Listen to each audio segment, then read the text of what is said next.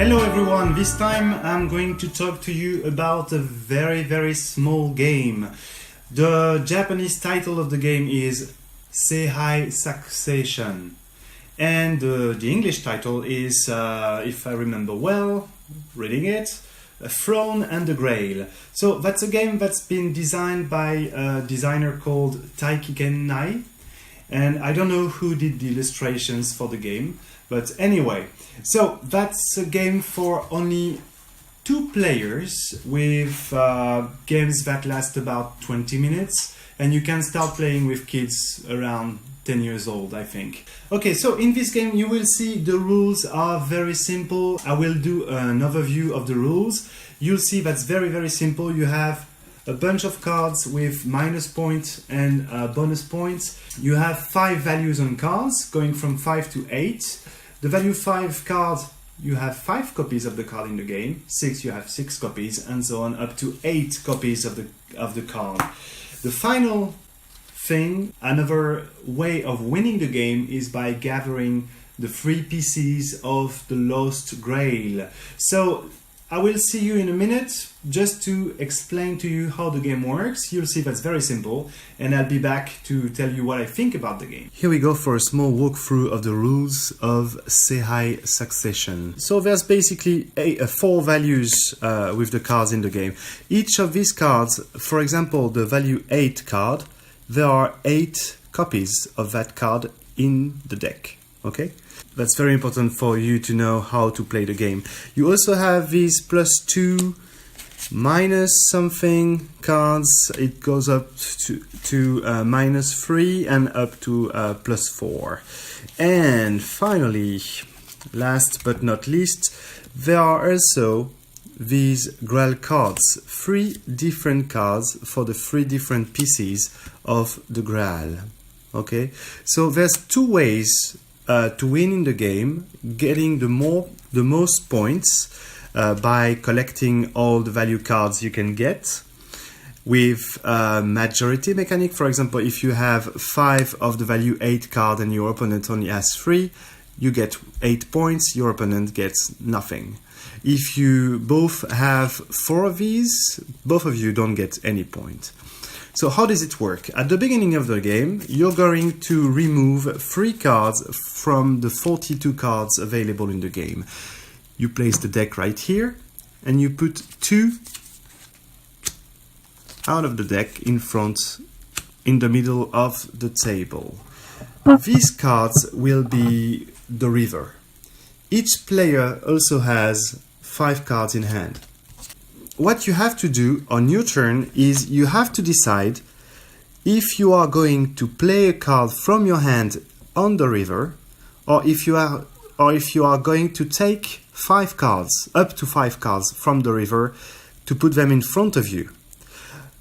The thing is, both players will have to play their 5 cards before the end of the round. So that means that you only have 1 chance to take the best cards from the river each round.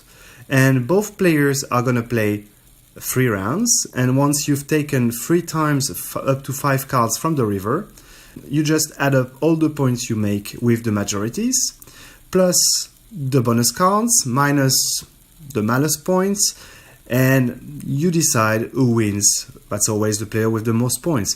The other way you can win the game is by gathering the 3 Grail pieces to make it complete. So that's very easy. The rules are very simple because you're just basically trying to gather the majorities or remake the broken Grail. But the thing is, and that's the beauty of that game, is that it's a very painful process. You know, starting with the second round, what your opponent will have in front of him. And he knows what you have in front of you. So, starting with the second and third round especially, the game is becoming more and more difficult, and you will see that your brain is gonna melt. That's all there is to the game. As you can see here, you have 2 scoring cards included in the game. The card tells you that you have to win with a very beautiful exclamation point. So if you gather the most 5 value cards, you get 5 points, 6 points, 7 points, 8 points, and also something I forgot to mention, if you manage to have a set of 5, 6, 7, 8, each set you manage to create is worth 5 points. So, as you can see, the rules of Throne and the Grail are very, very simple. You have 2 things to do on your turn. You can put a card in the middle, in the river, or you can take up to 5 cards from the river. Of course, you have to take the last 5 cards, meaning that sometimes your brain is gonna melt. When is the right time to take the right cards? The majority mechanic of the game is what works the best in most of the games we have played, but sometimes if you are lucky enough and if you can wait a little, give some cards to your opponent, you might be able to get the 3 pieces of the Grail, unless one of these 3 cards is out of the game, because remember, you have to remove 3 cards from the game at the beginning before you start the game. So that game has been talked about for a while now. It's been released more than a year ago. I think that's one of the best 2-players game I got the chance to play in Japan.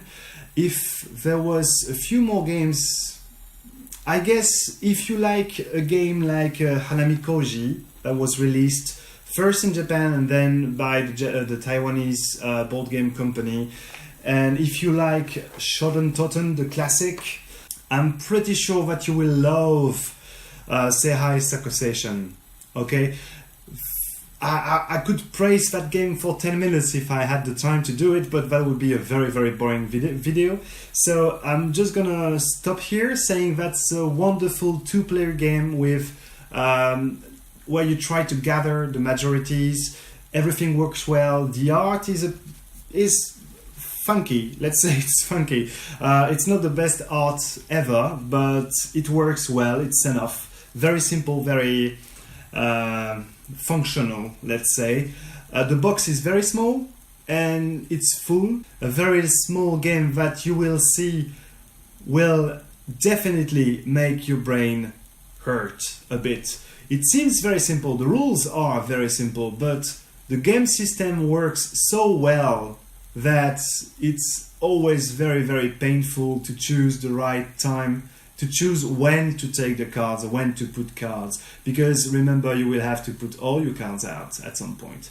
Okay, see you next time in another Japanese board game review. I don't know yet what I'm going to talk about. We'll see next week. See you, bye bye.